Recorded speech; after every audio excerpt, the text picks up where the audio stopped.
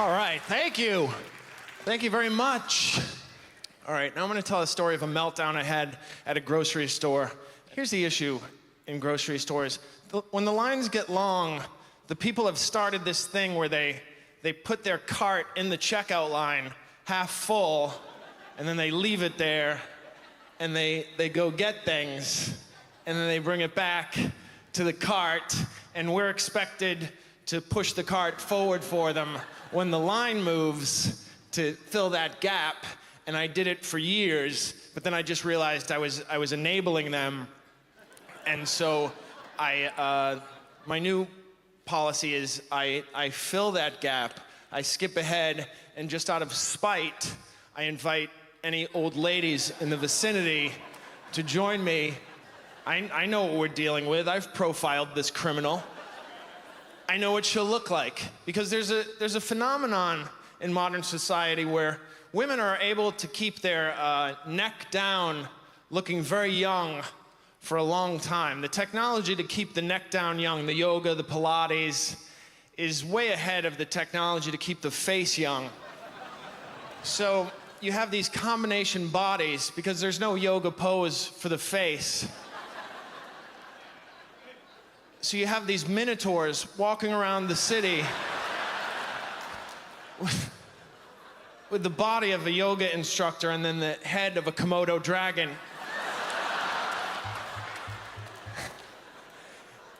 And they're angry and hungry, and this is what came back to the cart with an armful of frozen foods, which at this particular grocery store means she went downstairs to frozen foods on an escalator, a 10-minute round trip, the audacity, nay, the temerity. And she comes back and she puts the food in the cart and she says, she figures out what happened. She says, "Yeah, no."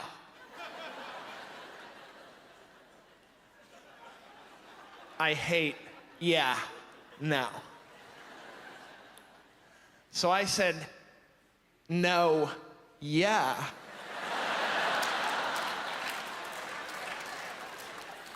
She says, "I was ahead of you."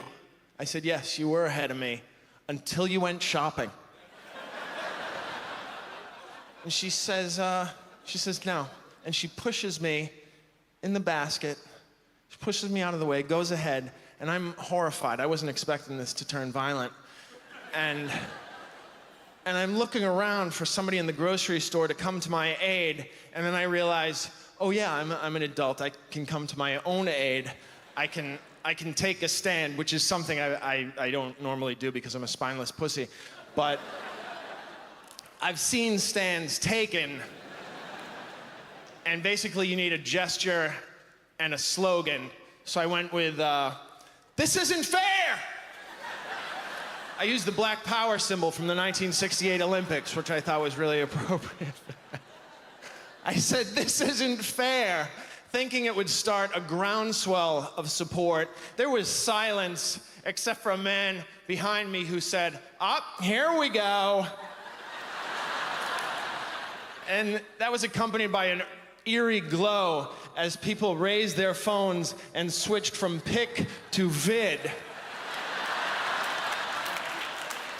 And I would have backed down because I had mismanaged the entire situation. I had failed.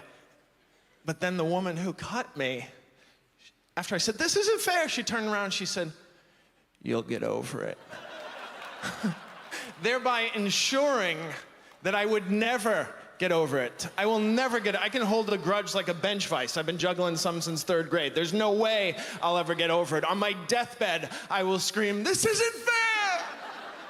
And people will analyze it. It'll be my rosebud. They'll say, "What could he have meant by 'this isn't fair'? Life is too short?" No, a woman cut him in line 46 years ago at a grocery store, and he never got over it, despite the fact that she insisted that he would.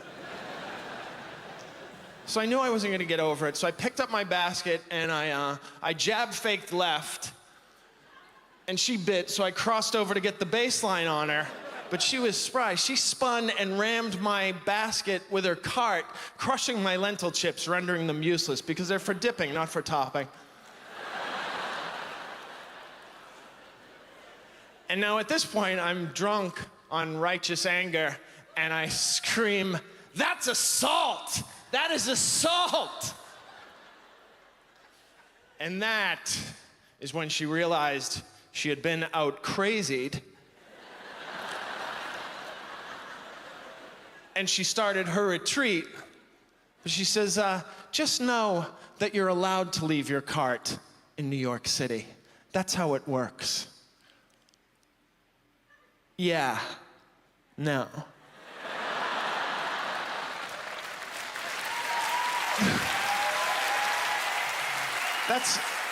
That's not how it works at all. That's not how it works. Here's how it works. Here's your cart. Here's your foot. Anything you can reach without lifting this foot off the ground, you can put into your cart. You cannot lift your leg, get on an escalator, go downstairs to frozen foods, come back with an armful of Weight Watchers ice cream bars, and take your spot in line. Because the thing is, you will have lifted your pivot foot, and that, my dear, is a travel. And I'm calling it. Had she just asked, do you mind if I go downstairs to frozen foods? I forgot my Weight Watchers, and I'm almost out of points, and I really need to get something sweet. And I would say, go, Godspeed, madam. Because that's the secret about Americans, and probably Canadians, and even New Yorkers. We love to do favors for strangers. For strangers, not our family. They can go to hell. They've hurt us too many times. I had a wonderful time, everybody. Thank you very much. Good night. Thank you. I am a Jewish guy.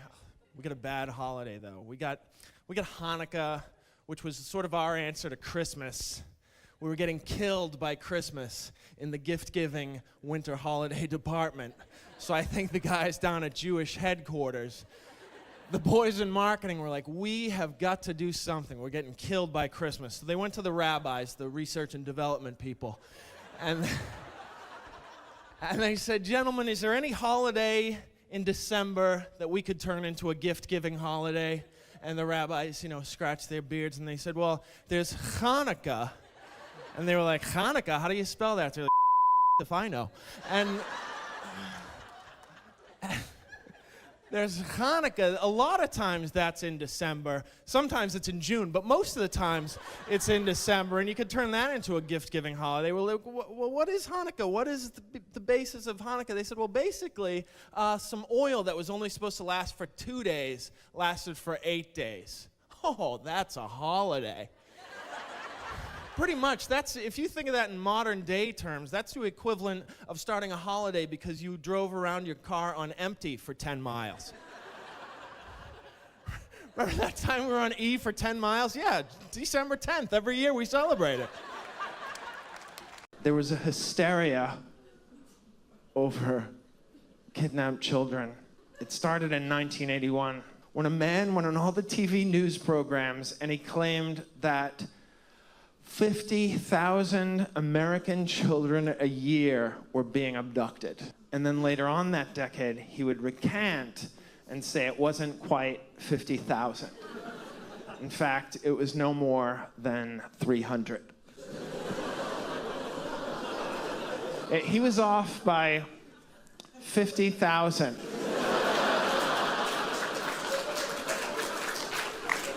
But the damage was done. Nobody pays attention to the retraction. They only pay attention to the initial assertion, which was, you're about to go missing. The entire nation went into a panic. We were traumatized. There is not a single person my age who doesn't break into a sprint whenever a van slows down. And this will sound crazy, but up until that time, vans were beloved. They were used almost exclusively to solve mysteries.